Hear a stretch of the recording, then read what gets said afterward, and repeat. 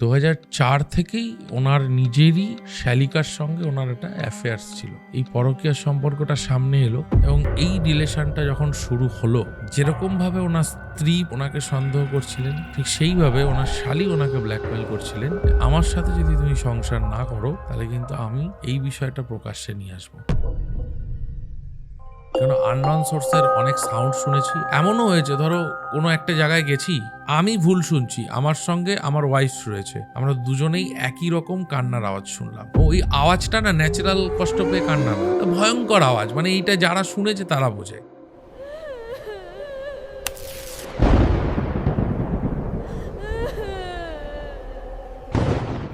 ঢুকলাম, ঘর দুয়ার বেশ সাজানো ফাজানোই ছিল।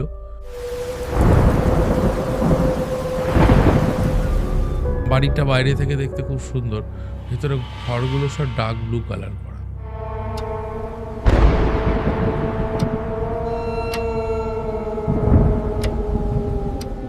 আত্মার কোনো দেহ হয় না বা আত্মাকে দেখা যায় না, মানে বিভিন্ন ঘটনা আমরা শুনি, এই দেখা যাচ্ছে যে কেউ একজন দূরে দাঁড়িয়ে রয়েছে বা একটা ছায়া দাঁড়িয়ে রয়েছে, তাহলে সেগুলো কি? সোলকে না ভাবে দেখা যায় না।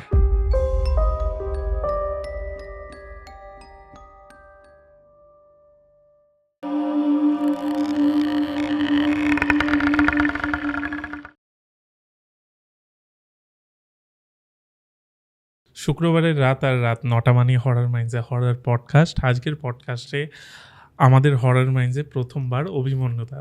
কেমন আছো? ভীষণ ভালো আছি। তুমি প্রথমবার হরর মাইন্ডসে, তোমার সাথে বহু দিন ধরে আমাদের কথা হচ্ছে, বাট কোনো না কোনো কারণে পডকাস্টটা হচ্ছিল না, বাট আজকে ফাইনালি হচ্ছে। আজকে প্রথমত তুমি কি ঘটনা এনেছো সেটা আগে জানি, তারপর তো তোমার সাথে অনেক কিছু আলোচনা করার আছে, সেগুলো নয় পরে করব। আজকে কি ঘটনা এনেছো?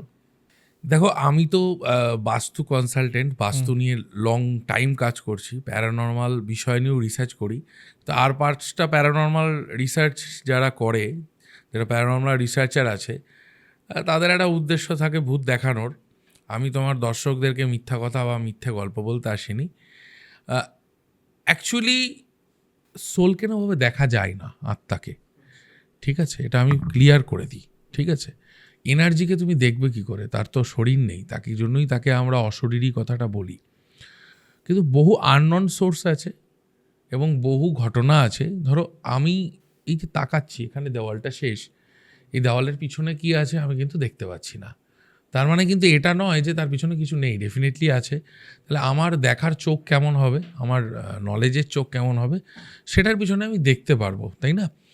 তো হরর মাইন্ডসে আজকে আমি এমন কিছু ঘটনা বলতে এসেছি যে ঘটনাটা আপনাদের অনেকেরই আশেপাশে এই ধরনের ঘটনা ঘটে, সলিউশন খোঁজেন। এটা আমি সলিউশন করেছিলাম, কিন্তু 4 বছর সময় লেগেছিল। 4 বছর? 4 বছর। আচ্ছা।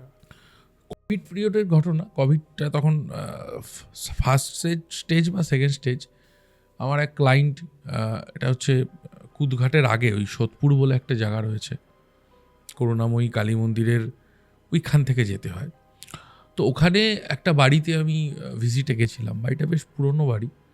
যিনি কিনেছিলেন তিনি ব্যবসায়ী প্রফেশনে, আমাকে নিয়ে গেছিলো। তো তার লাইফে অনেক কিছু ঘটছিল, মানে একটা ব্যক্তি পুরো ওপর থেকে নিয়ে একদম মাটির নিচে এসে পড়ে গেছিলো।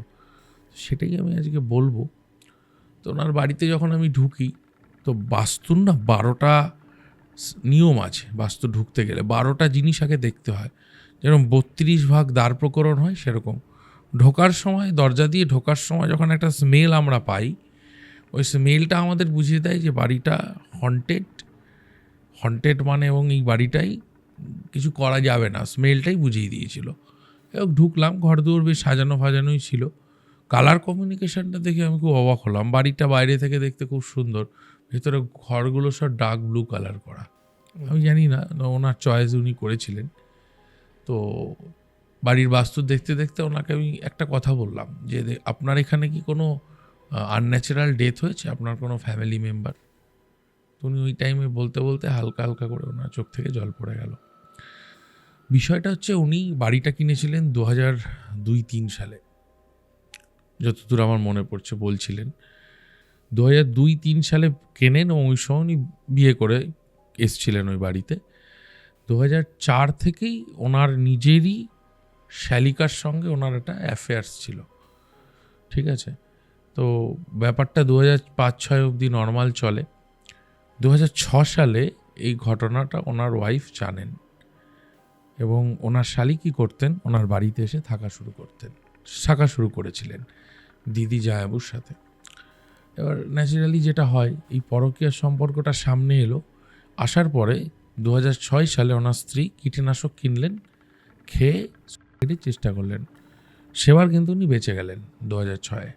আচ্ছা, এই বিষয়টায় কীটনাশক খেয়ে মারা যাননি, খুব তাড়াতাড়ি জানা গেছিলো এবং হসপিটালে অ্যাডমিট করে উনি বেঁচে গেছিলেন। আবার সব ঠিকঠাক হলো 2006 কিন্তু ওনার সাথে ওনার শালির এই বিষয়টা ওর থেকে উনি সরে এলেন একটা মান সম্মানের জায়গায়, ওই বাড়িতেই থাকছিলেন। এবার কথা আছে না যে তোমায় লিখন কিন্তু কেউ পাল্টাতে পারে না, যেটা তোমার লেখা আছে সেটা কিন্তু হবে, সেটার দিকেই ঘটনাটা মোড় নেয়। তো 1 বছর ওনার সাথে ওনার শালির কোনো রকম যোগাযোগ ছিল না।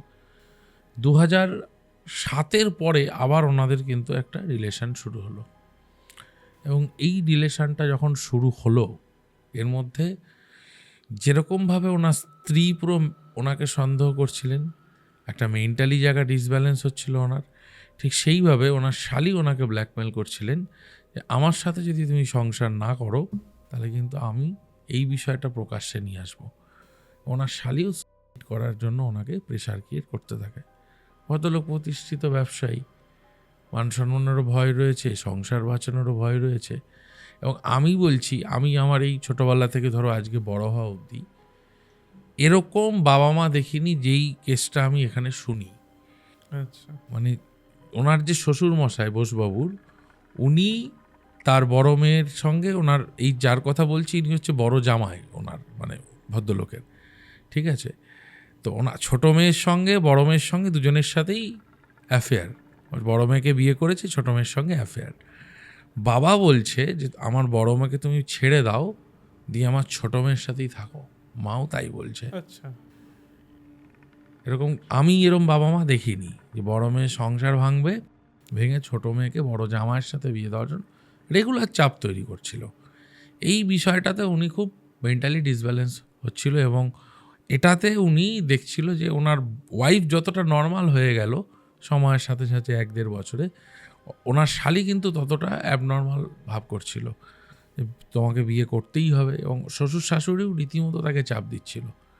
সেই ব্যক্তিটা বাধ্য হয়ে এই ডিসিশানটা করে, নিজের ওয়াইফকে ডিভোর্স দেওয়ার জন্য বলে এবং স্বাভাবিকভাবে আবার ব্যাপারটা প্রকাশ্যে আসে। তো একদিন সন্ধ্যাবেলায় উনি বেরিয়েছিলেন, বাড়িতে এসে দেখতে পান বাড়িতে আগুন জ্বলছে। স্ত্রী গায়ে আগুন দিয়ে সেদিনকে আত্মহত্যা করেন, পুরো বাড়িটারই একটা অংশ জ্বলে গেছিল। যখন আমি বাড়িতে ঢুকছিলাম বোঝা যাচ্ছিল যে এই বাড়িটা পুড়েছে, ঠিক আছে। মানে কোনো এক সময় ড্যামেজ হয়েছিল, সেটার ছাপ তখনও রয়ে গেছে। মানে এই যে অ্যাক্সিডেন্টের কথা আমি বলছি, এটা 2008-এ ঘটে। ওনার স্ত্রী 2008 সালে মারা যায় ওই বাড়িতে। তাহলে 2003 থেকে 2008 পুরো 5 বছরের মাথায় ওই বাড়িতে আনন্যাচারাল ডেথ ঘটে।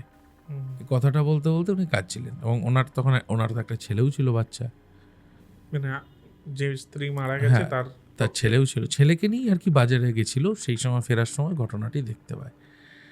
তো ওই বাড়িটাতে, যেটা আমিও তোমার ভিউয়ার্সদেরকেও বলবো, যে যত সুইসাইড ডেট হয় না, যত এই ধরনের পরকীয়া রিলেশন থেকে এই জায়গাগুলো হয়, এখানে কিন্তু সাউথ ইস্ট এবং সাউথ ওয়েস্ট কর্নার বাড়ির এই দুটো কর্নারে কিন্তু টয়লেট, এবং এই দুটো কর্নার ড্যামেজ থাকলে এটা ঘটবেই। ওনার বাড়িতে সাউথ ইস্টে সেই সময় টয়লেট এবং নিচতলা ওপরতলা দুটো জায়গাতেই। যাই হোক, তো 2008 সালে ওনার প্রথম ওয়াইফ এইভাবে মারা যান। 2009-10-এ লোকলজ্জার জায়গাটা আস্তে আস্তে কাটে, আইনি কিছু বিষয় থেকে উনি বেরিয়ে আসেন। 2010-এ উনি ওনার শালিকেই বিয়ে করেন এবং শ্বশুর শাশুড়ির সম্মতিতে। বিয়ে করার পরে উনি স্বাভাবিক নিজের ওয়াইফকে হারিয়েছে, ওনারও একটা কষ্ট, যেটা আমার ওনার সাথে কথা বলে মনে হয়েছে। উনি অনুতপ্ত প্রচণ্ড। ওনার শালিকে নিয়ে ওই বাড়িতেই উনি থাকা শুরু করলেন 2010 থেকে। তো ওনার অনেক কটা ব্যবসা ছিল, তার মধ্যে একটি ব্যবসা, যে ব্যবসাটা হচ্ছে উনি ইলেকট্রিক চুরি করে চালাতেন, উনি নিজেই স্বীকার করলেন। 2010-এ ওনার শালির সাথে বিয়ে হয়। 2011 সালে তোমরা জানো সরকার বদল হয়েছিল পশ্চিমবঙ্গে। 11 সালে সরকার বদলের পর ওনার ওই ফ্যাক্টরিতে রেড হয় এবং বোঝা যায় যে উনি ইলেকট্রিসিটি চুরি করছেন, তো ওখানে ওনাকে অ্যারেস্ট করা হয় 2011 সালে। তো প্রথমবার উনি 11 সালে জেল খাটে। 12 সালে ভদ্রলোক কিডন্যাপ হয়, এই ভদ্রলোক। এবং এর পাস্টেও ইতিহাস আছে, এর পাস্টে উনি দুবার কিডন্যাপ হয়েছে, সেটাই বাড়ি কেনার আগে, কেন প্রচণ্ড অর্থশালী লোক ছিলেন, ঠিক আছে। 12 সালে উনি কিডন্যাপ হলেন এবং সেই সময় অনেক টাকা ওনার লস হলো, ওই ব্যবসাটা ওনার বন্ধ হয়ে গেল। তারপর উনি একটা রেস্টুরেন্ট করেছিলেন প্রিন্স আনোয়ার শাহর কাছাকাছি, সেটাও কিন্তু উনি 13 সালে লস খেয়ে বন্ধ করে দিলেন। মানে 13 সালের পর 6 মাসও উনি চালাতে পারলেন না, একটার পর একটা ডাউনফল। এবং ওনার যে তৎকালীন ওয়াইফ, মানে ওনার প্রাক্তন শালী, সে কিন্তু ওনার সাথে রীতিমতো সাংসারিক জীবনে দাম্পত্য কলহ শুরু হয়ে যায়। ওনার শালী 2014 সালে ওনাকে ছেড়ে দিয়ে আর একজন ওনার পার্টনার, যেই পার্টনার কম বেশি এনার অনেক টাকায় মেরে দিয়েছিল, তাকে কিন্তু নিয়ে পালিয়ে যায়। আচ্ছা। 15 সাল এই ভদ্রলোকের হার্ট অ্যাটাক হয়। বাচ্চাটি এখন কোনো একটি মিশনে থাকে, এখানে নয়, দার্জিলিংয়ে। এবং ভদ্রলোক এই মুহূর্তে প্রচণ্ড পরিমাণে মানসিক বিপর্যস্ত। মানে এই মুহূর্তে না, যখন আমি গেছিলাম তখন প্রচণ্ড পরিমাণে মানসিক বিপর্যস্ত। উনি বলেন এই 2008 থেকে নিয়ে 2015 যা যা ঘটেছে, উনি বলেন প্রত্যেক দিন রাত্রিবেলা উনি ওনার স্ত্রীর কান্নার আওয়াজ শোনেন। এবার এর কোনো সায়েন্টিফিক বিষয় ওনার জানা নেই। উনি এবং ভদ্রলোক যথেষ্ট এডুকেটেড, খুব প্র্যাকটিক্যাল। আমি ওনাকে জিজ্ঞেস করছিলাম, আপনি যখন বাড়িটা কিনেছিলেন তখনই বাড়িটাকে আপনি বাস্তু দেখিয়ে কেনেননি? বললো আমি তো মানিই না, কারণ আমি জীবনে যখনই কিছু হাত দিয়েছি তখনই সোনা ফলিয়েছি। তো আমার এগুলো মনে হয়নি দেখানোর দরকার আছে। আমি জ্যোতিষও মানি না। অনেক ধাক্কার পরে আপনার কথা শুনেছি, আমি সাজেশন করেছি এবং ইনভেস্টিগেশন করাবো এবং বাস্তুটা দেখাবো বলে নিয়েছি। আমি মূলত গেছিলাম, ওই বাড়িটা উনি বিক্রিও করতে পারছিলেন না, কারণ ওই বাড়িটা কেউ কিনবে না, ঠিক আছে। এটা আমি কোভিডের সময়কার কথা বলছি। যাই হোক, বাড়িটা দেখার পর আমরা বাড়িটার থেকে বেরিয়ে আসি এবং উনি এখন যেখানে থাকেন গলফ গ্রিনের কাছে, সেখানে ওনার ফ্ল্যাটে আমি গেলাম এবং উনি বলছিলেন যে আমার জীবনে প্রায় 90% প্রপার্টি সেভিংস সব শেষ হয়ে গেছে এবং ওনার নামে মিথ্যা মামলা রয়েছে, বধূ নির্যাতনের মামলা। এবং ওনার শ্বশুর শাশুড়ি যারা ওনাকে বিয়ে দিয়েছিল নিজের ছোটো মেয়ের সঙ্গে, শ্বশুর তো মারা গেছে, শাশুড়ি কিন্তু এই মুহূর্তে প্রায় উন্মাদ, সারাদিন বড় মেয়ের নাম ডেকে কাঁদে। মানে এই অবস্থা হওয়ার আগে ওনার শাশুড়িও নাকি ওনার মেয়ের কান্না শুনতে পেত, বড় মেয়ের কান্না। এবং এই ঘটনাটা যেখানকার সেই পাড়ার, আমি শুধু একজনের পরিচয় গোপন করার জন্য আমি শুধু জায়গাটার নামটা পাল্টে দিলাম।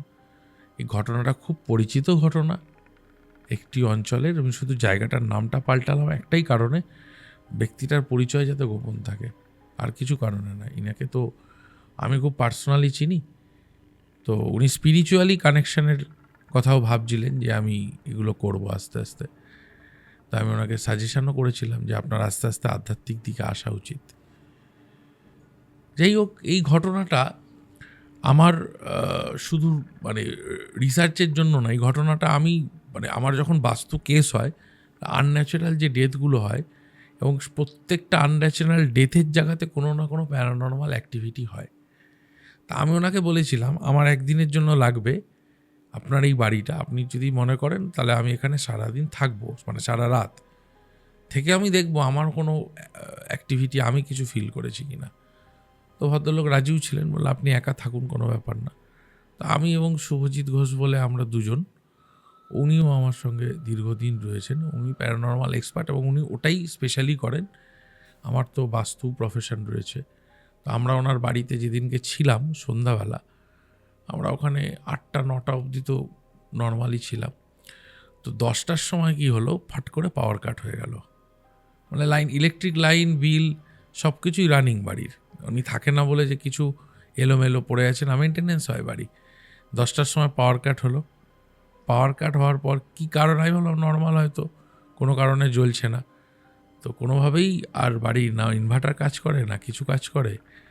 তো রাত্রিবেলা আমরা বেরোই, বেরিয়ে কোনোভাবে একটা ওই মোমবাতি জোগাড় করি, করে আমরা ছিলাম সারা রাত।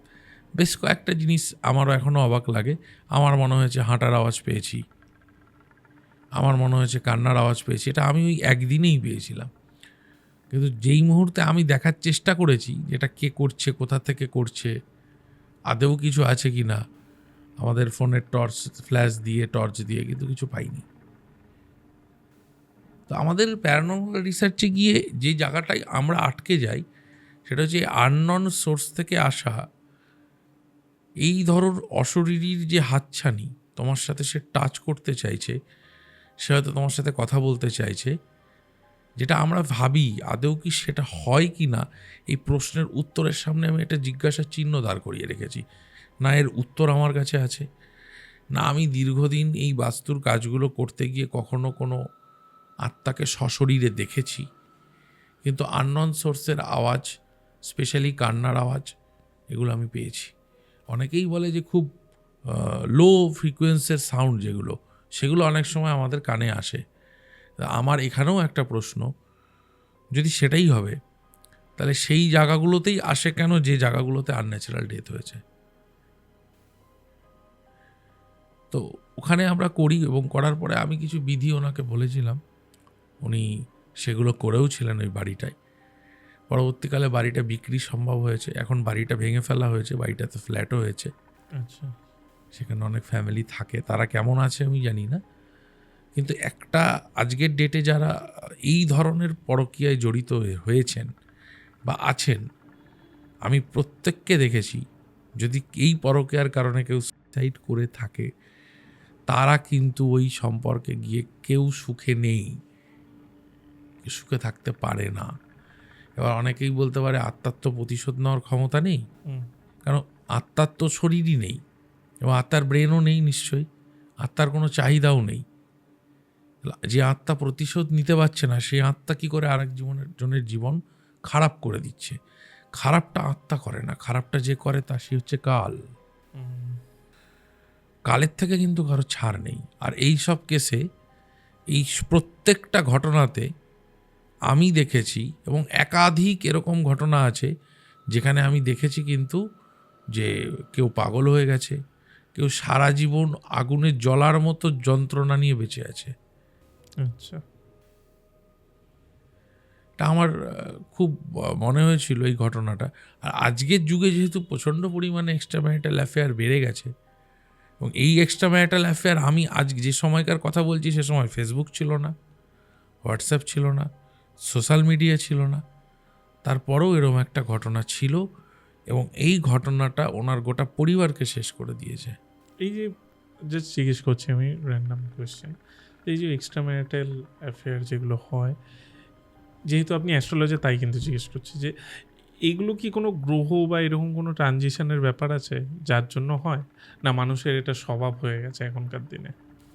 দেখো, প্রথমে কিছু কথা বলি, কিছু যে একটা জিনিসকে অস্বীকার করলে চলবে না, সেটা হচ্ছে যুগকে। আমরা শুধু গ্রহ গ্রহ করছি, কিন্তু আমরা যুগটাকে বুঝতে পারছি না। এখন যে টাইম চলছে না, এই যুগটাতে আস্তে আস্তে এই বিষয়টা খুব নর্মাল হয়ে যাবে। এক্সট্রা ম্যারিটাল অ্যাফেয়ারটা এখন হয়তো 100-তে 60% জায়গায় হয়, এরপরে 100-তে 90% হবে। তো এই যে যুগ 1998 থেকে একটা নতুন যুগ শুরু হয়েছে, এই যুগটা কিন্তু পাল্টেছে, এবং এই যুগটা যে টেকনোলজির যুগ, মানুষের কাছে অপশান বাড়িয়ে দিয়েছে, এডুকেশনকে অনেক ইজি করে দিয়েছে, মানুষ অনেক সহজে সুখকে ছুঁতে পারছে। আগে একটা ব্যক্তি যদি সমাজে খ্যাতি চাইতো, পপুলারিটি চাইতো, তার কাছে অত সহজ অপশান ছিল না। আজকে সোশ্যাল মিডিয়া সেই জায়গাগুলো করেছে। এই সোশ্যাল মিডিয়াই আজকের যুগে দাঁড়িয়ে মানুষের কাছে ফ্রেন্ডের অপশান বাড়িয়েছে, এবং মানুষ খুব সহজেই কষ্টকে ভুলতে সহজেই কারোর সঙ্গে বন্ধুত্ব করে ফেলছে। আর গ্রহর কানেকশান তো অবশ্যই আছে। আমাদের যদি বার্থ চার্টে যে কোনো ব্যক্তির চন্দ্ররাহু যোগ কুষ্টিতে থাকে, লগ্নস্থ বা শুধু রাশির সাথে চন্দ্রের কানেকশান, পুরুষ নারী দুজনেই একাধিক সম্পর্কে আসক্ত হবে। চন্দ্র মানে মন, মনের রাহু, মনের সঙ্গে রাহু মনে গ্রহণ লাগে, এবং এই রাহু কী ধরনের গ্রহণ দেয়? তামসিকতা, অসামাজিক যত নিম্ন মানের সম্পর্কে যেতে রাহু ইনসিস্ট করে। এই যে ভদ্রলোকের স্টোরিটা আজকে বলছিলাম, এনার বাচ্চাটাও কিন্তু সেম যোগ ছিল। চন্দ্র, শুক্র, রাহু সপ্তমে বসে আছে, লগ্নে কেতু। চন্দ্র এবং রাহু, চন্দ্রগ্রহণ, শুক্র কামনা বাসনার কারক গ্রহ, সে রাহুর সাথে কানেক্টেড হয়ে গেছে। সপ্তম ঘর, সপ্তম ঘর থেকে কাম, বিবাহ স্থান বিচার করা হয়। দুখানা গ্রহ এবং রাহু কানেক্টেড হয়ে এই জায়গাটা ওনার ডিস্টার্ব করে দিল। একটা বিষয় আপনি ঘটনাটা বলতে বলতে বললেন যে আত্মার কোনো দেহ হয় না বা আত্মাকে দেখা যায় না। আত্মার তো দেহ হয় না আমরা জানি, কিন্তু আত্মাকে দেখা যায় না।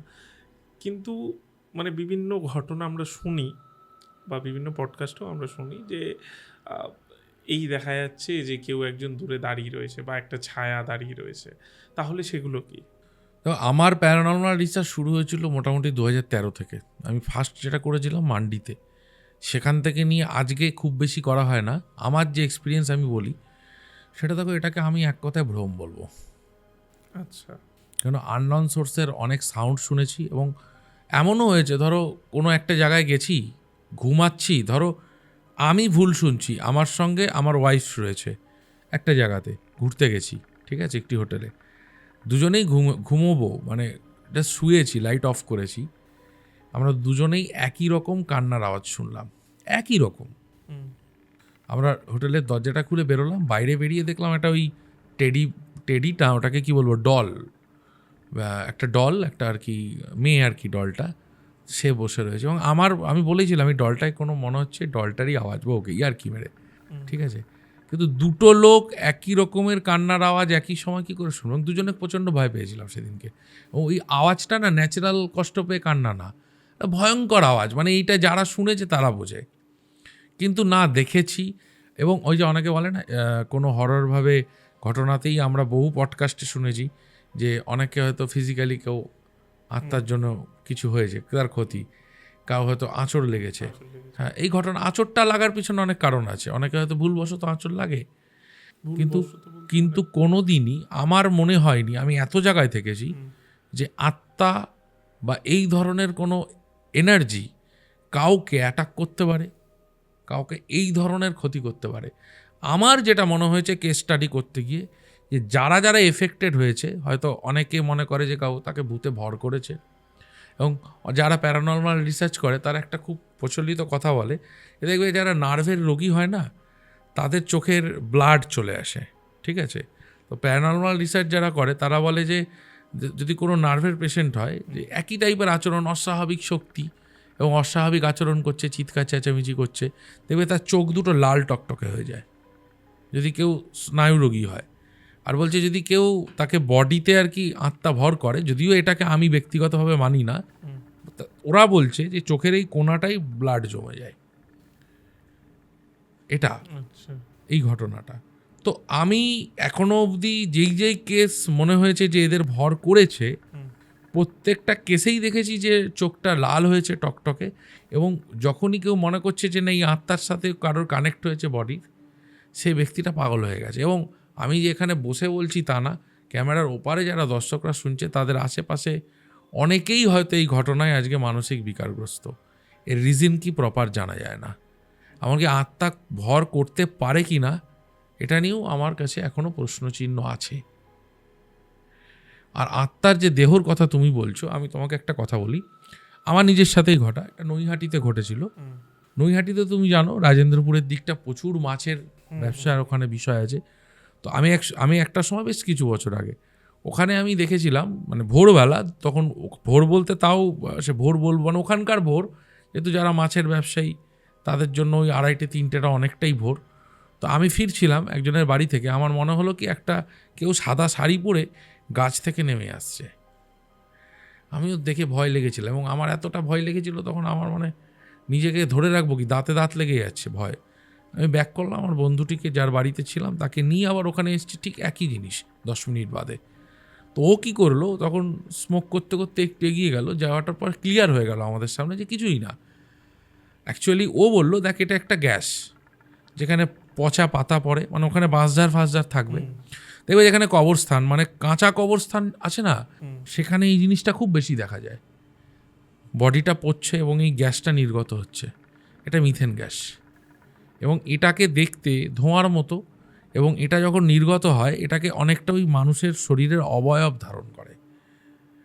এটা কিন্তু আমার নিজে চোখে দেখা। আমি বলছি, যারা অবয়ব দেখে ভয় পেয়েছেন এই মুহূর্তে, প্রচুর হরর ঘটনা আপনারা শুনেছেন। আমি বলছি, আমার জীবনে আমি বহু জায়গা ভিজিট করেছি, তুমি তো আমার ফেসবুকেও আছো, তুমি দেখেওছো, আমি অনেক জায়গা ভিজিট করেছি, আমি কিন্তু কোথাও অবয়ব দেখিনি এই ঘটনাটাকে বাদ দিলে, যেটা তোমায় বললাম, এবং এই অবয়বটার রিজনটাও তোমায় বলে দিলাম।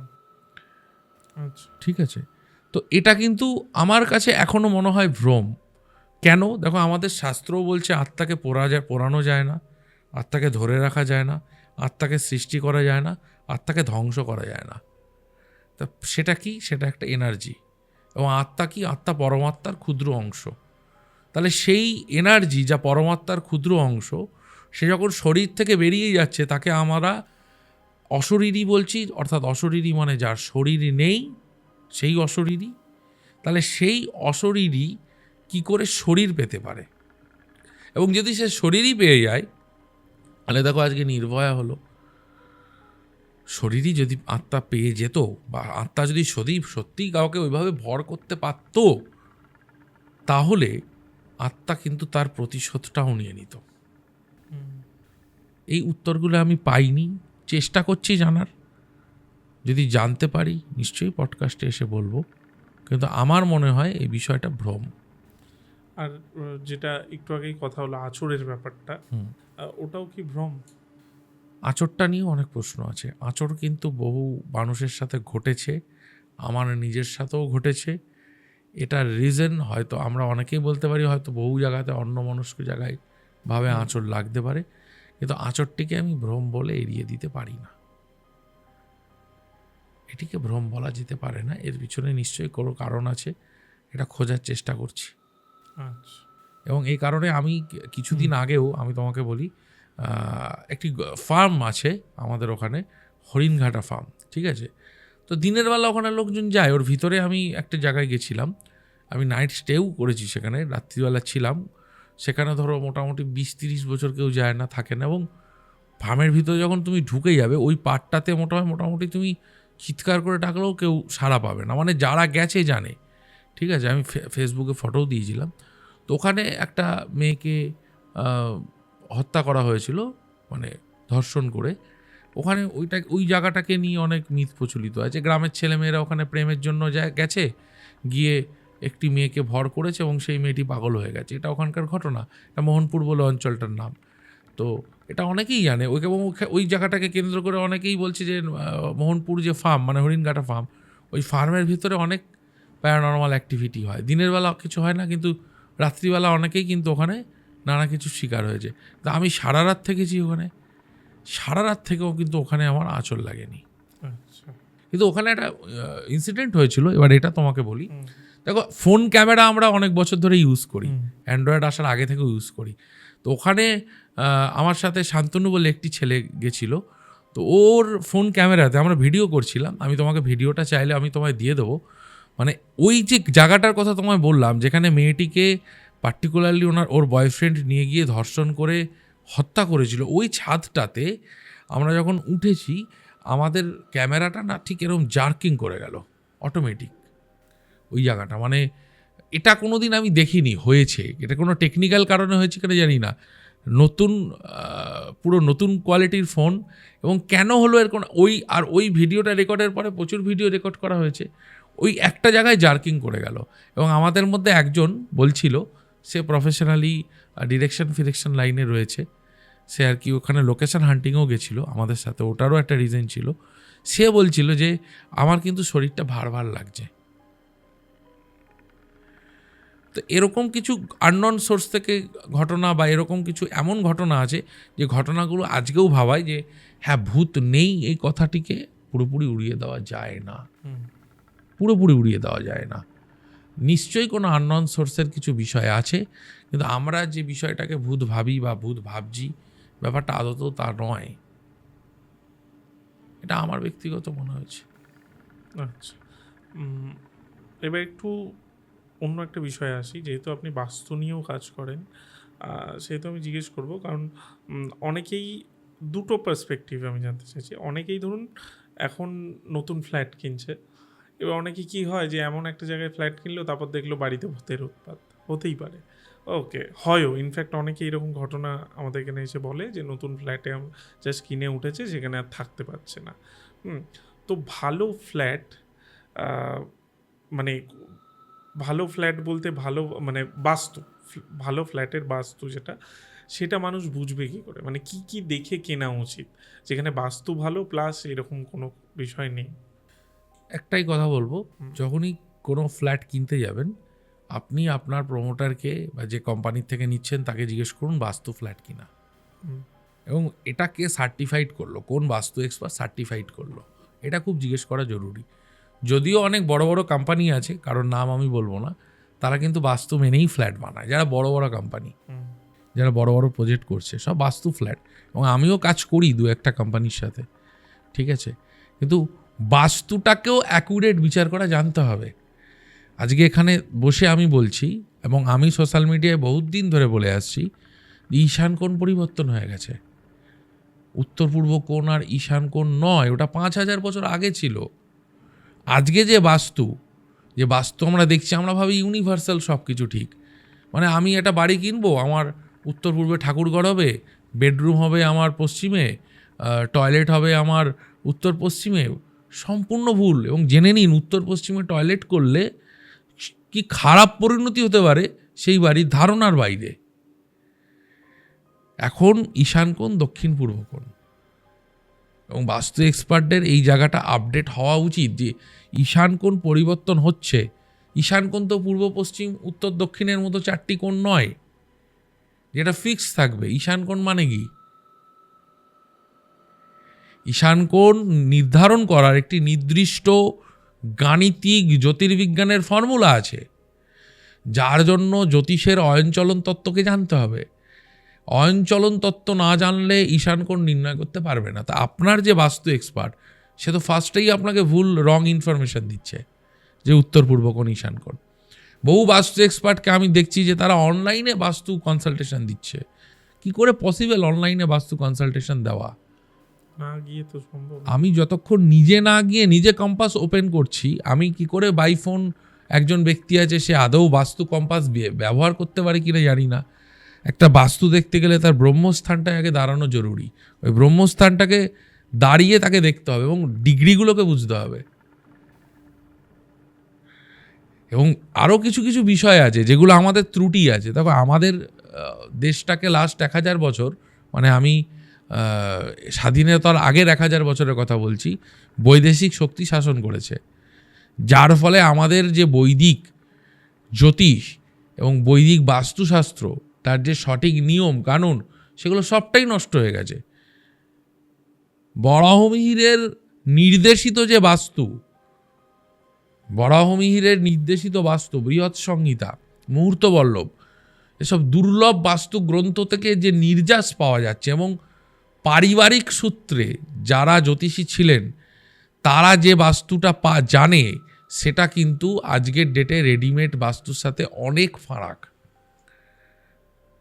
এই দেখো, বাস্তুর ঈশান কোণ, খুব একটা অন্য কথা বলি, দেখবে মা দুর্গার পুজো উত্তর দিকে মুখ করে করা হয়, মা লক্ষ্মীর পুজো কোথায় করা হয়? পূর্ব দিকে মুখ করে। কেন ভাই?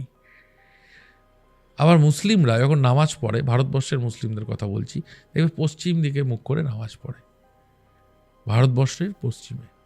কেন? বুদ্ধিস্ট টেম্পলগুলো যদি তুমি যাও, থাইল্যান্ডে, কম্বোডিয়া, সেখানে দেখবে বুদ্ধের যে মূর্তি সব পূর্ব দিকে স্থাপন করা। ওয়াই?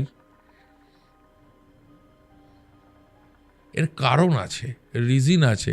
কারণ সেই সময় জ্যোতিষের যে চর্চা ছিল, এবং ঈশান কোণ 960 বছর বাদে বাদে পাল্টে যেত, এবং সেটা রীতিমতো কারেকশান হতো। এবার অনেকেই তোমরা জিজ্ঞেস করতে পারো যে তাহলে যে উত্তর পূর্ব কোণকে ধরে বাস্তু গণনা হচ্ছে, এত এত বাস্তু এক্সপার্ট, সবাই কি ভুল? 100% ভুল। এইদের প্রত্যেকের উদ্দেশ্যে আমার একটা প্রশ্ন রইল। এইখানে বসুন, ওপেন বসুন, আমি বসতে রাজি আছি, কারেকশন করুন নিজেদেরকে।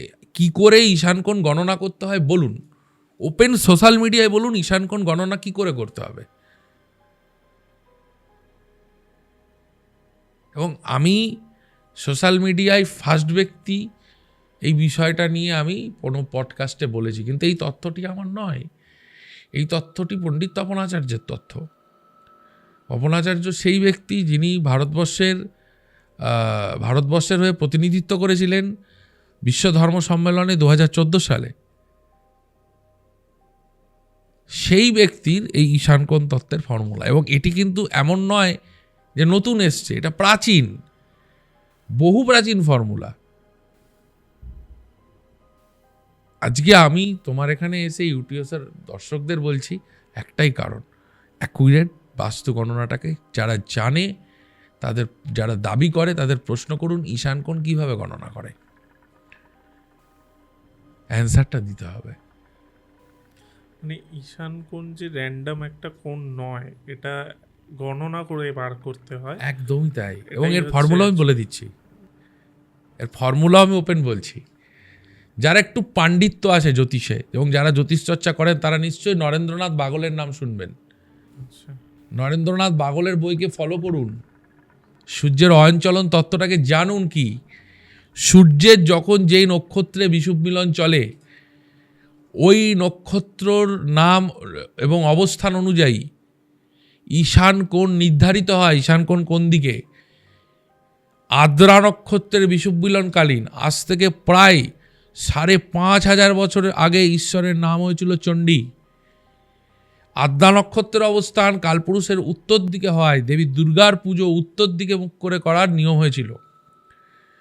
পরবর্তীকালে মৃগশিরা নক্ষত্রে যখন বিষুব মিলন হয়েছে, ঈশান কোণ আবার পাল্টেছে। এবং এই যে আজকে আমরা উত্তর পূর্বকে মানি, এত বেশি মানি, কারণ কি জানো? উত্তর পূর্ব ঈশান কোণ ছিল টানা 1920 বছর, এবং ওই 1920 বছর এত শুভ ছিল মানুষ আজও ওটাকে ভুলতে পারছে না। রোহিণী নক্ষত্রে ঈশ্বর হয়েছিলেন ধনুর্ধারী রাম, আজ থেকে প্রায় 4,900 বছর আগে। এবং রোহিণী নক্ষত্রের অবস্থান কালপুরুষের উত্তর পূর্ব কোণে হয়, ঈশান কোণ হয়েছিল উত্তর পূর্ব কোণে। তারপরে কৃত্তিকা নক্ষত্রে যখন বিষুব মিলন হলো, সেই 960 বছর ঈশ্বর হয়েছিলেন কৃষ্ণ। ঈশান কোণ তখনও কৃত্তিকা নক্ষত্র উত্তর পূর্ব বলে, সেই যুগেও ঈশান কোণ ছিল উত্তর পূর্বে। আর আমরা যারা বাস্তুবিদ বলে যারা এখন দাবি করছে অনেকেই, তারা কেউ ভুল না, কারণ এই বিষয়টা নিয়ে খুব কম আলোচনা হয়েছে। যত বাস্তুর বই বা পাণ্ডুলিপি যে সময় থেকে এখন মডার্ন বাস্তুর বইগুলো এসছে, তখন তো পাণ্ডুলিপি ছিল, এইভাবে এরকম প্রিন্টিং ছিল না, ছাপাখানা ছিল না, সেইগুলো ওই যুগের লেখা, বেদব্যাসের সময়ের লেখা। কিন্তু তারপরেই পাল্টে গেছে যখন ভারতবর্ষে কুষাণ রাজাদের শাসনকাল চলছে। কনিষ্কের পুত্র হবিষ্কর হাত ধরে ভারতবর্ষে লক্ষ্মী পুজো যখন শুরু হচ্ছে, এবং তার আগে বুদ্ধিজম থেকে আমরা আস্তে আস্তে আবার যখন হিন্দু ধর্মের জায়গাটা আস্তে আস্তে বিস্তার লাভ করছে, সেই সময় যখন দেবী হলেন লক্ষ্মী রেবতী নক্ষত্রে, রাজা হবিষ্কই বিধান দিয়ে দিলেন ভারতবর্ষে যে লক্ষ্মী দেবীর পুজো করতে তার রাজপুরোহিত নির্দেশ দিয়েছে পূর্ব দিকে মুখ করে করতে হবে। এবং লক্ষ্মী দেবীর যুগটি অত্যন্ত শুভ যুগ গেছে ভারতের জন্য। ভারতবর্ষ তখন ছিল ধনশালী, রাস্তায় সোনা পড়ে থাকলে কেউ কুড়োতো না। এবং এই রেবতী নক্ষত্রের অবস্থান কালপুরুষের পূর্ব দিকে হয়, দেবী লক্ষ্মীর যুগে ঈশান কোণ হয়েছিল পূর্ব দিকে। এখন পূর্ব ভাদ্রপদে বিষুব মিলন চলছে, এখন অজনের যুগ, ঈশ্বরের নামটিও পাল্টে গেছে, এখন ঈশ্বর হয়েছেন অজন। এবং পূর্ব ভাদ্রপদ নক্ষত্রের প্রতীক হচ্ছে এক পদ, একটি পা। যারা জ্যোতিষের ডিপ জ্যোতিষ সংহিতা চর্চা করেন, এই কথাগুলি ছাড়া তাদের বোধগম্য, অন্যদের বোধগম্য হবে না। যারা অর্ডিনারি জ্যোতিষ তারা এগুলো বুঝতে পারবেন না। এখন পূর্ব ভাদ্রপদ নক্ষত্রের যুগে এই নক্ষত্রের অবস্থান হয়েছে দক্ষিণ পূর্ব কোণে। এখন 960 বছর 1998 থেকে শুরু হয়েছে এই যুগটা। ঈশান কোণ হবে সাউথ ইস্ট। আচ্ছা, অনেক বাস্তু এক্সপার্ট তো এটাও বলতে পারবেন না পৃথিবীর দুটো মেরু আছে প্রপার, চৌম্বকীয় মেরু আর ভৌগোলিক মেরু, এর পার্থক্যই জানে নাকি। দিক কি? ক্রিস্টোফার কলম্বাস কে ছিলেন, কি কারণে দিক নির্ণয় দরকার পড়লো? জলযানে মানুষ আগেকার দিনে যাতায়াত করত, যাতে রাস্তা ভুলে না যায়। পৃথিবীর এই চৌম্বকীয় মেরুকে মাথায় রেখে কম্পাস আবিষ্কার হলো, তাই না? তারপরে তো পূর্ব পশ্চিম উত্তর দক্ষিণ চারটি দিক, এই দিকের গুরুত্ব এত বৃদ্ধি পেল, কিন্তু কম্পাস আবিষ্কারের বহু বছর আগেই আমাদের বৈদিক জ্যোতিষশাস্ত্রে এগুলোর চর্চা ছিল, যে কারণে ক্রিস্টোফার কলম্বাসের জন্মানোর কয়েক হাজার বছর আগে আমাদের ঋষিরা এই তথ্যগুলো দিয়ে গেছিলেন। গীতাতেই বলা আছে মাধ্যাকর্ষণ শক্তির কথা। আমরা আইজ্যাক নিউটনকে জানছি, কিন্তু আমাদের প্রাচীন শাস্ত্রে কি কি ছিল তা আমরা মানছিই না।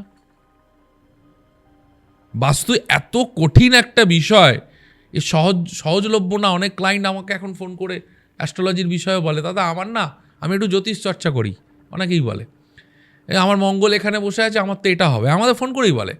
আমি তাদেরকে একটাই উত্তর দিই, দেখুন আপনারা যখন জ্যোতিষ চর্চা করেন তাহলে আমাকে ফোন করবেন না। জ্যোতিষ এত সরল জিনিস না। হাতে মঙ্গল বসে আছে আর তার জন্য আপনি মাঙ্গলিক হয়ে গেলেন, তার জন্য আপনার বিয়ে ভেঙে গেল, এত ইজি জিনিস না।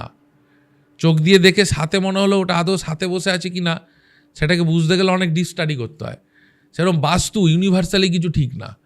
আরও একটা কথা বলছি, আমি মনে হয় এই বিষয়ের আগেও আমি বলেছি সোশ্যাল মিডিয়ায়, ইউটিএসে প্রথমবার বলছি, দেখো কলকাতার বাস্তু আর মেদিনীপুরের বাস্তু আলাদা, মেদিনীপুরের বাস্তু আর দার্জিলিংয়ের বাস্তু আলাদা। আমাকে যদি এখন বলে দেওয়া হয় তুমি ওয়াশিংটনে গিয়ে একটা বাস্তু বিল্ডিং বানাও, আমি পারবো না বানাতে। অথচ আমি দেখছি ভারতবর্ষে বসে অনেক বাস্তু এক্সপার্ট প্রত্যেক দিন ক্লায়েন্ট মুরগি করছে। মুরগি কথাটা কেন বলছি, কারণ তুমি যে জিনিসটা জানো না তার সম্পর্কে রং ইনফরমেশন রেগুলার দিয়ে দিচ্ছ। বাস্তু মানে কি? পরিবেশ, মাটি, হাওয়া, এনার্জি, উদ্ভিদ এবং প্রাণী, আমার আশেপাশে কি আছে। তাহলে যে ধরনের গাছ দার্জিলিংয়ে হয় সে গাছটা কি পুরুলিয়ায় পাবো? বা পুরুলিয়ার যে ওয়েদার, সেই ওয়েদারটা কি ওয়েস্ট বেঙ্গলে পাবো? আবার ওয়েস্ট বেঙ্গলে মানে আমাদের পশ্চিমবঙ্গে দক্ষিণ দিকে যদি জানলা হয় সেটা বাস্তু মতে শুভ, অথচ বাস্তুর সব বইতে লেখা দক্ষিণে জানলা অশুভ। আরে এটা তো মৌসুমি জলবায়ু রাজ্য, আমরা তো 6টা ঋতু পাচ্ছি, তো মৌসুমি জলবায়ু তো দক্ষিণ থেকে উত্তরে প্রবাহিত হয়। তাহলে অনলি পশ্চিমবঙ্গের জন্য এই দক্ষিণে জানলা শুভ। এবার আমি যখনই বিহারে বাস্তু করতে যাবো আর দক্ষিণে জানলা শুভ হবে না। বাস্তুর এতটা ডিপে গিয়ে বাস্তুটাকে জানতে হয়, বুঝতে হয়। অ্যাস্ট্রোলজি ডিপে স্টাডি হয় না। আমি যেমন আমারও যারা স্টুডেন্ট আছে যাদের আমি শেখাই, তাদেরকে আমি সবসময় বলি ডিপ স্টাডি করো। যদি তোমাকে মনে হয় সত্যিকারের কিছু করতে হবে, একটা জিনিস শেখো, কিন্তু এমনভাবে শেখো একদম তার ডিপ অবধি জানো। হয়তো অনেকের খারাপ লাগবে আমার কথা, আমার উদ্দেশ্য কাউকে ছোট করা নয়, আমার উদ্দেশ্য সঠিক ইনফরমেশনটা দিন, এবং যদি প্রমাণ করতে পারেন আমি এখানে বসে কথাগুলো ভুল বলছি, ওপেন আমি বলছি, আমি এই প্রফেশন ছেড়ে দেবো। কারণ এই কথা আমি একা বলছি না, হয়তো আমি আজকে এখানে সোশ্যাল মিডিয়ায় এসে বলছি, আমার থেকে বহু বড় বড় পণ্ডিতরা আজও জ্যোতিষ শিক্ষা দান করেন, বাস্তু শিক্ষা দান করেন, তারা এগুলো জানেন। কিন্তু সোশ্যাল মিডিয়ার যুগ, সোশ্যাল মিডিয়াতে কি বলতো, এখন একটু রং চড়ানোর সময় এসছে, যে যত রং চড়াতে পারবে খারাপ জিনিসটাকেও রং চড়িয়েও পাবলিশ করা হচ্ছে। আমার মনে হলো এই সোশ্যাল মিডিয়াতে সঠিক ডেটাটা দেওয়া উচিত, যারা দর্শক আছে তারা বিচার করুক ঠিক বলছি না ভুল বলছি। আচ্ছা একটা জিনিস বলি, যে এই যে মানুষ হাত দেখছে, আপনারাও হাত দেখেন, তো হাত দেখে কারো মৃত্যু গণনা করা যায়? হ্যাঁ হ্যাঁ, কেন করা যাবে না? আপনারা কি তাকে বলে দেন, মানে সাবধান করে দেন? না দেখুন, সাবধান তো ডেফিনেটলি করি, কিন্তু কোনো মানুষকে মারা যাবে না এটা বলতে নেই, আচ্ছা, বলা উচিত না। এটা বোঝা যায়। আমি কেন, দেখো না আমি তোমাকে বলছি, তুমি ছোটবেলায় হয়তো কাউকে দেখেছো যিনি হাত দেখেন, অ্যাকুরেট গণনা করেন। এখন হয়তো হস্তরেখা বিদ্যের সংখ্যা কমেছে। হ্যাঁ, হাত দেখে তো অবশ্যই অ্যাকুরেটভাবে বলা যায়, মৃত্যু বলা যায়, বিবাহ বলা যায়, সম্পত্তি প্রাপ্তি বলা যায়, যা যা হরোস্কোপ দেখে বলা যায়, আমি মনে করি তার থেকে অনেক অ্যাকুরেটভাবে হাত দেখে বলা যায়। হাত দেখে আমি বলছি যে ধরুন কেউ সুসাইড করতে পারে, বা কারো নর্মাল মৃত্যু, বা ধরুন কারো অ্যাক্সিডেন্টে মৃত্যু, এইগুলোও কি বোঝা যায়, মানে এই হ্যাঁ। Difference type? হ্যাঁ একদম একদম। দেখো এই যে সুইসাইড টেন্ডেন্সি, আমি ওপেন ক্যামেরায় বলছি, অনেকের সুবিধাও হবে। হাতে চন্দ্রক্ষেত্রকে দেখতে হয় মূলত, এবং আয়ুরেখাকে দেখতে হয়, রাহুস্থান, হাতের এই অংশটা রাহুস্থান, এই অংশটা আচ্ছা। হাতের চন্দ্রক্ষেত্র। এই চন্দ্রক্ষেত্রে যদি দেখো একাধিক ক্রস আছে, একাধিক ক্রস, চন্দ্র হচ্ছে মন, মনের ক্ষেত্রে যারই হাতে একাধিক ক্রস আছে তার মানসিক ক্লেশ, মানসিক চাপ থাকবেই থাকবে, এই অংশটাই না নেই একাধিক। এবং এরা একটা সময় এদের মধ্যে সুইসাইড প্রবৃত্তি আসে, করবে কিনা সুইসাইড, এটিকে যদি সিদ্ধান্তে যেতে হয় তাহলে আরও একটা জিনিস দেখতে হবে, ব্রেন লাইন, শিরোরেখা। শিরোরেখা থেকে বিচার হয় মস্তিষ্ক, ব্রেন, বুদ্ধিমত্তা। তাহলে যে নিশ্চয়ই সুইসাইড করবে তার বুদ্ধিমত্তার জায়গাটা খারাপ হবে এবং ব্রেন লাইন কোনোভাবে ড্যামেজ থাকবে। আচ্ছা। এবং আয়ুরেখায় রাহু থেকে নির্গত কোনো লোয়ার ট্যাপ থাকবে, এবং যে বয়সটায় ওখানে আয়ুরেখার ওপর কোনো দ্বীপচিহ্ন অথবা কোনো তিল যে বয়সে আসছে, এবং এটা তো হস্তরেখাবিদ ছাড়া বোঝা মুশকিল যে আয়ুরেখা দেখে কি করে বয়স গণনা হয়। দেখা গেল 26 বছর বয়স কি 28 বছর বয়সে একটা দ্বীপচিহ্ন আমি আয়ুরেখায় দেখতে পাচ্ছি, এবং রাহু থেকে নির্গত একটা লোয়ার ট্যাপ আসছে, এবং দেখছি শিরোরেখাতে ওই একই সময় কোনোভাবে ক্রস হচ্ছে বা শিরোরেখার ওপরও দ্বীপচিহ্ন, এবং চন্দ্রক্ষেত্রেও যদি ক্রস সাইন থাকে তাহলে ওই ব্যক্তিটা সুইসাইডেই মারা যাবে, আচ্ছা। আত্মাতেই মারা যাবে। রক্তপাত হবে কিনা, ব্লাড হবে কিনা, তাহলে মঙ্গল ক্ষেত্রকে দেখো কি ধরনের মৃত্যু। তাহলে মঙ্গল ক্ষেত্রে যদি অশুভ চিহ্নগুলো থাকে, জাল, তিল, একাধিক ক্রস, তাহলে রক্তপাতে মারা যাবে। যদি শনিও ডাউন থাকে তাহলে রাস্তায় মারা যাবে, অ্যাকুইডেট বলা যায়। এরা হস্তরেখা গণনা জানে অবশ্যই বলতে পারবে। আচ্ছা, আমি একটা মজার প্রশ্ন একদম, করি। একদম। হ্যাঁ, আর ছোটবেলায় এই জিনিসগুলো হতো যে এইখানে কটা দাগ, সেই অনুযায়ী কি মানে কটা বিয়ে হবে না বাচ্চা হবে? না না একদমই না, এটা কি না মিথ্যে না না না না একদমই না। এবার বিষয়টা হচ্ছে এটা প্রচলিত কিভাবে হয়েছে দেখবে, আগে আমাদের বাবা মা দাদু ঠাকুমাদের যুগে না আমাদের ভারতবর্ষে কালচারই ছিল একটা বিয়ে, ন্যাচারালি। রেয়ার হয়তো 100-র মধ্যে 10-20টা ক্ষেত্রে দুটো বিয়ে হতো, ঠিক আছে, এবং একটা বিয়েরই রেয়াজ এখনও ম্যাক্সিমাম ক্ষেত্রে আছে। তো দেখা যেত প্রেমও তাদের মধ্যে কম হতো আগেকার যুগে এই ওপেন রিলেশনশিপটা ছিল না, তাই না? তো ম্যাক্সিমাম মানুষের হাতে কি হতো, হয়তো ম্যারিড লাইন একটাই উঠতো। এবার যাদের দুটো ম্যারিড লাইন উঠতো দেখা গেছে তাদের অধিকাংশরই সেই সময় দুটো করে বিয়ে হয়েছে। এবং এখন কিন্তু সময় পাল্টেছে, তাহলে গণনা পদ্ধতিও পাল্টাতে হবে। এই যে কনিষ্ঠ আঙুলের নিচে এই হৃদয় রেখা থেকে এই অবধি এই অংশটুকুতে একাধিক লাইন উঠতে পারে, সেগুলো ভালো লাগা, পছন্দের জায়গা। এখন ক্লাস 8-9-এর ছেলে মেয়েদের কারোর প্রতি প্রেম আসছে, ওই বয়সেই একটা লাভ লাইন উঠে যাবে তার। এবার কোনটা ম্যারিড লাইন আর লাভ লাইন কি করে বিচার করব? ফার্স্টে দেখতে হবে তার শুক্রক্ষেত্রটাকে, শুক্রক্ষেত্রটা কতটা সুউচ্চ, কতটা শুভ। যদি দেখা যায় শুক্রক্ষেত্র শুভ, তাহলে দেখা গেল 3টে রেখা উঠেছে, প্রথম দুটো রেখা লাইট, তাহলে ওই দুটো প্রেম। আর তৃতীয় যে রেখাটা উঠছে ওই রেখাটা একটু গাঢ় ডিপ, তাহলে ওটা বিবাহ। এইভাবে শনাক্ত করতে হয়। এবার দেখা গেল একটা লোকের হাতে 6টা রেখা উঠেছে, বিয়ের পরেও দেখা গেল 2টো রেখা উঠেছে, তাহলে কি সে লোকটা 6টা বিয়ে? একদমই না।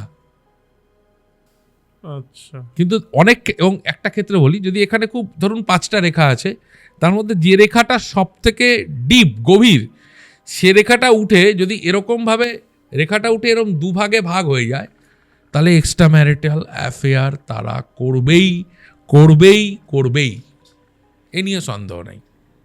আচ্ছা, এক্সট্রা ম্যারিটাল নিয়ে আমি বলছি যে মানে জ্যোতিষের মাধ্যমে কি এটা কোনোভাবে সলভ করা যায়?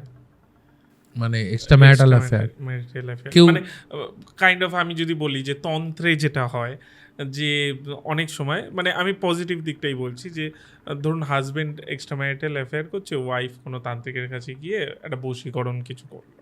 ওকে, আমি ব্যাপারটাকে প্রমোট করছি না, হ্যাঁ প্রমোট করছি না, বাট বলছি যে এটা করলো, তাহলে হাজবেন্ড আবার স্ত্রীর কাছে ফিরে এলো, ওকে ছেড়ে দিল, যে অন্য পরকীয়া করছিল। তো জ্যোতিষেও কি এসব হয়, না জাস্ট বলা যায়? না না ডেফিনেটলি, শোনো, অ্যাস্ট্রোলজিক্যাল যে রেমেডিজ হয় না, যদি কেউ সঠিক রেমেডি করতে জানে, এখন তো অধিকাংশ জ্যোতিষীরা কি করছে, লগ্ন চার্ট দেখছে, একটা করে স্টোন লিখে দিচ্ছে। মিশরীয় জ্যোতিষের রেমেডি এই জেমস্টোন, বৈদিক জ্যোতিষে তো রত্নের ব্যবহারই নেই ভাই। যদি কেউ সঠিক প্রতিকার করতে জানে, অনেকেই জানে, পরকীয়া কেন, বহু বড় বড় সমস্যা থেকে মানুষকে বের করে আনা সম্ভব এবং খুব ইজিভাবে সম্ভব। এবং জ্যোতিষের প্রতিকারটা কি বলো তো, পার্মানেন্ট হয়, কংক্রিট, হোল্ড, সারা লাইফ তুমি রেজাল্ট পাবে। আজকে কিছু করে দিলাম, 10 দিনের মাথায় খারাপ হয়ে গেল, ওটা হবে না। কেউ যখন পরকীয়া থেকে বেরিয়ে আসবে তাকে আর আগামী কোনো দিন পরকীয়ায় জড়িত হতে হবে না। যেমন দেখবে অনেকেরই লগ্ন চার্টে যদি রাহু শুক্র থাকে, মানে লগ্নস্থ রাহু শুক্র কানেকশান থাকে, এবং যদি দেখা যায় নবাংশতে শুক্র বেশ বলবান হয়ে বসে আছে, নবাংশতে রাহু কিন্তু আবার নবাংশতে বেশ উইক, তাহলে তারা কিন্তু পরকীয়া করবেই। আমি এই ক্ষেত্রে বলছি, লগ্নে রাহু শুক্র থাকলে রাহুকে প্রতিকার করতে হয়, তার মানে গোমেদ নয়। রাহুকে প্রতিকার করে দিলেই তার মধ্যে ওই টেন্ডেন্সিটা কমে যায়। পরকীয়া মানেই তো ক্ষতি, সুখ নষ্ট করবে, অর্থ নষ্ট করবে, মান সম্মান নষ্ট করবে, এবং বহু কিছু নষ্ট করে দেয়, জীবন নষ্ট করে দেয়। তাহলে সেই উপলব্ধিটা কে ঘটাতে পারে? তাহলে রাহু মানুষের পঞ্চ ইন্দ্রিয়কে আমাদের নিয়ন্ত্রণ করে, সে এইসব আসক্তি বাড়ায়, সে ভুল পথে। রাহু চুরি করে খেতে খুব ভালোবাসে, চৌর্যবৃত্তি রাহুর খুব ভালো লাগে, অন্যের সম্পত্তি দখল, পর স্ত্রীর ওপর আসক্তি, এগুলি রাহুর খুব পছন্দ। তাহলে সেই রাহুর যদি প্রতিকার করে দেওয়া যায়, এই আসক্তিগুলোকে কমানো সম্ভব, 100% কমানো সম্ভব, এবং পরকীয়া থেকে বের করে আনা সম্ভব। আচ্ছা, অনেকে মানে এটা এটা যে কোনো জ্যোতিষী আসলে একটা কমন প্রশ্ন থাকে, যেটা হচ্ছে যে মানুষ যতটা ইনকাম করে তার থেকে বেশি ইনকাম করতে চায়। আমি বলবো না যে কোটিপতি বা এরকম, বাট আমি বলছি যে বেশি ইনকাম করতে চায়। এই বেশি ইনকাম করার কি কোনো পদ্ধতি আছে? হ্যাঁ, অবশ্যই নিজের খাটনি প্রয়োজন, তাছাড়াও জ্যোতিষ মাধ্যমে কি কোনো মানে কোনো পাথর বা কোনো কিছু কি আছে? একটু সময় নেব। প্রথমত হচ্ছে, যারা বেশি রোজগার করে তাদের কাছ থেকে আগে শিখুন পদ্ধতিটা কি, 1 নাম্বার 2, কোনো ব্যক্তি যে বেশি প্রচুর রোজগার করতে চায়, তার মানে তার অ্যাম্বিশনটা খুব হাই। তাহলে যার অ্যাম্বিশন হাই, তার মানে সে ওই লক্ষ্যর দিকে এগিয়ে যাচ্ছে। সে অ্যাস্ট্রোলজারের কাছে এলো, এসে ফার্স্ট প্রশ্ন, এমন কোনো পাথর দিন যাতে আমি বড়লোক হয়ে যাবো। এটা হয় না, এটা পসিবল না, কিন্তু কোনো কবচ দিয়েও বড়লোক হওয়া পসিবল না। ফার্স্ট দেখতে হয় একটা বার্থ চার্টে যে এই লোকটা কি কর্মের জন্য জন্মেছে। দেখা গেল কারোর বার্থ চার্টে ভেনাস খুব ভালো জায়গায় বসে রয়েছে, মার্কারি খুব ভালো জায়গায় বসে রয়েছে, তাহলে ভেনাস মার্কারি যে ধরনের কাজকে নির্দেশ করে, সেই ধরনের কাজে গেলে তার সাকসেস আসবে। এবার দেখা গেল কারো ভেনাস মার্কারি ভালো, সে ওই রিলেটেড কাজ না করে স্যাটার্ন রিলেটেড কাজ করছে, সে কিভাবে রোজগার করবে? তাহলে রোজগার করার রাস্তা আমাদের জ্যোতিষশাস্ত্রে ভাবের মধ্যে থেকে একটি ভাব থেকে বিচার হয়, ধন, উপায়, পথ, পঞ্চম ভাব, এবং ওই পঞ্চম ভাব থেকে এডুকেশন বিচার হয়। তো তুমি অর্থ রোজগারের যে রাস্তাটাকে বাছছো, সেটাকে আগে ঠিক বাছতে হবে। যদি ওটাকে ঠিক বাছতে পারো, অ্যাস্ট্রোলজার রেমেডির মাধ্যমে তোমার ইনকামকে 20 গুণ 25 গুণ করে দিতে পারে। কিন্তু কারোর একটা ব্যবসা চলছে না, বহু কাস্টমার আসে মানে আমাদের কাছে এসে বললো, দাদা আমার বিজনেসটা চলছে না, এমন কিছু দিন যাতে বিজনেস প্রচুর বিক্রি হয় দোকানে। এ হয় না। আপনার বার্থ চার্ট যদি ওটাকে সাপোর্ট করে তবেই আপনি পারবেন, সাপোর্ট না করলে কোনোভাবেই আপনি পারবেন না। তার কোটিপতি বা বড় লোক, প্রচুর লোক, এত সহজ সরল ভাষা, আমি কোটিপতি হতে চাই। তাহলে একটা কোটিপতির থেকে আগে শেখা উচিত যে সে কী রাস্তা দিয়ে কোটিপতি হলো। লটারির দোকান সবসময় বস্তি আর কলোনির মধ্যে হয়, কমপ্লেক্সে কিন্তু লটারির দোকান থাকে না। থাকে যারা ভাবে লটারি কেটে কোটিপতি হব, তারা কোনোদিন কোটিপতি হতে পারে না। তাহলে কোটিপতিরা যে কাজটাকে জানে, সে কাজটাকে শিখতে হবে। আর জ্যোতিষরা কি শুধু কি আমরা অ্যাস্ট্রোলজিক্যাল অ্যাডভাইজার? তা নয়, আমরা কেরিয়ারকেও কাউন্সেলিং করি। তাহলে আমরা অ্যাডভাইজার, আমাদের অ্যাডভাইসটাকেও গ্রহণ করতে হবে। যাদের চার্টে বৃহস্পতি আর শনি খারাপ না, একদম ওপেন বলছি, এ যতই চেষ্টা করুক এদের জীবনে কাঙ্ক্ষিত সাফল্য সম্ভব না। আমার কাছে আসলে বৃহস্পতি পীড়িত, শনি ড্যামেজ আমি তাকে কোনো রেমেডিই দিই না। কেন? খুব রেয়ার ব্যক্তি না হলে এরা রেমেডি নেবেই না। এবং আমি একটা ভালো কথা বলবো, সে কথাটা বোঝার যে বুদ্ধি সেটাই নেই তাদের। বৃহস্পতি জ্ঞান এবং এডুকেশনকে দেয়। ধরো তুমি আজকে ইউটিএস একটা বড় পডকাস্ট চ্যানেল, ওয়েস্ট বেঙ্গলের টপ 3-এর মধ্যে তোমার চ্যানেল 1, 2, 3-তে আছে, তাহলে তুমি আজকে এটাকে নিয়ে স্টাডি করোনি? 1 বছরে তুমি আজকে শান্তদ্বীপ হয়েছো, দীর্ঘ স্টাডি করেছো, তার মানে তুমি এটা শিখেছো, তার সঙ্গে ধৈর্য দিয়ে করে গেছো, বা যারা যে প্রফেশনে সাকসেস হয়েছে তারা শিখেছে। ওই এডুকেশনটাই তো বৃহস্পতি দেয়। ধরো শান্তদ্বীপ আজকে এসে তোমাকে আমি একটা অ্যাডভাইস দিলাম, তোমার যদি বৃহস্পতি ভালো থাকে তবেই তুমি বিচার বিবেচনা করতে পারবে যে অ্যাডভাইসটা ঠিক হলো না ভুল হলো। যার বিচার শক্তিটাই নেই, এডুকেশনটাই নেই, সেটা নিতেই পারে না। আর শনি কী দেয়? শনি দেয় বাস্তববোধ, প্র্যাকটিক্যাল নলেজ। বৃহস্পতি দেয় জ্ঞান আর শনি দেয় প্র্যাকটিক্যাল নলেজ। এই দুটোর মধ্যে একটা গ্রহকে লাগেই। এই দুটো ড্যামেজ হলে এই জ্যোতিষীর কাছে আসে, আসার পর ভালো কথাটা শোনে না, প্রতিকার তো দূরের কথা। এই জন্য হাজার হাজার লোক প্রতিদিন আমাদের কাছে আসে, অধিকাংশ লোক কি করে? অ্যাকসেপ্টই করতে পারে না। আমি এমন কথাই যে বলবো যেটা আপনি কখনো করেননি, আমি কেমন কমন কথা বলবো যে এতদিন করে এসছেন। যদি তোমায় বড় হতে হয় তাহলে এমন কিছু তুমি করো যা তুমি আগে কখনো করনি। শিবখেরা, যার বিখ্যাত বই আছে you can win, you can sell, যার বই সবাই পড়ে, সে শিবখেরার একটি বিখ্যাত উক্তি আমি বলছি। উনি বলছেন, বিজয়ীরা কোনো আলাদা কাজ করেন না, তারা কাজটাকে আলাদাভাবে করেন। এখানেই পার্থক্য, কাজ করার পদ্ধতি। আবার আমাদের কাছে বহু ক্লায়েন্ট এসেছে, এমন আমি 2018, 19 থেকে যাদেরকে দেখছি, 20 থেকে প্রচুর ক্লায়েন্ট যাদেরকে বলেছি ব্যবসা পরিবর্তন করতে, তারা করেছে। কাউকে বলেছি তুমি রেলে কন্ট্রাক্টারি করো, সে সেটা করেছে। কাউকে বলেছি ফিল্ম ইন্ডাস্ট্রিতে ট্রাই করতে, সে সেটা করেছে। কোনো একজন বড় মন্ত্রী এখন আছেন, কোনো একটা মন্ত্রী, আমি তার নাম বলবো না, প্রচুর বড় বড় লোক বলেছিল তার রাজনৈতিক কেরিয়ার শেষ। আমি বলেছিলাম অন্য একটি পডকাস্ট চ্যানেলের শোতে 5 ইলেকশনের আগে যে উনি কিন্তু ক্যাবিনেট মিনিস্টার হবেন, কি মন্ত্রী হবেন সেটাও বলেছিলাম। আর যিনি মুখ্যমন্ত্রী, তিনি মুখ্যমন্ত্রী হবেন, আমার ফেসবুকে গিয়ে এখনও দেখে নিতে পারো, ইলেকশনের কতদিন আগে আমি বলে দিয়েছিলাম কে মুখ্যমন্ত্রী হবে। আর আমি ওয়েস্ট বেঙ্গলে আমি প্রথম যে সোশ্যাল মিডিয়ায় বলে দিয়েছিলাম গভর্নমেন্ট কে করবে। তোমাকে জানতে হবে অ্যাকুরেসিটা, গণনাটা অ্যাকুরেসি জানতে হবে। আর কাউকে যদি তুলতে হয় তাকে তোলা যায়, এই কনফিডেন্সটাও নিজের মধ্যে রাখতে হবে, আর তাকেও শুনতে হবে তোমার কথা। তাহলে তুমি তোমার অ্যাডভাইজারের কথা যদি 100 ভাগ শোনো, আর তোমার অ্যাডভাইজার যদি ঠিক হয়, তাহলে তুমি ডেফিনেটলি বড় হতে পারো, কোটিপতি হতে পারো, ডেফিনেটলি পারো। আপনি এমনি অ্যাস্ট্রোলজি শেখান? হ্যাঁ।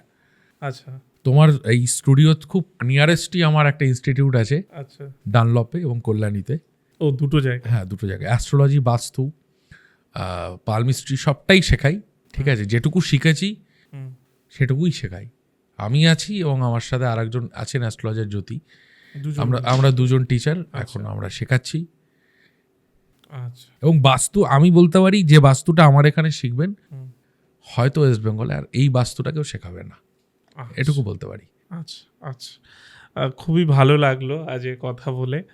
প্রথমবার আমরা হরর মাইন্ডসে এরকম একটা আলোচনা করলাম, তার কারণ এতটাই ইন্টারেস্টিং পর্যায়ে আমরা চলে গেছিলাম যে আলোচনাটা করতেই হলো।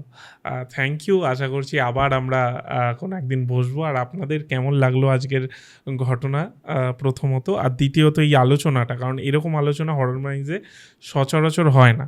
তো কেমন লাগলো জানাতে ভুলবেন না, অবশ্যই কমেন্ট করুন। আবার দেখা হচ্ছে পরের শুক্রবার ঠিক রাত 9টায়।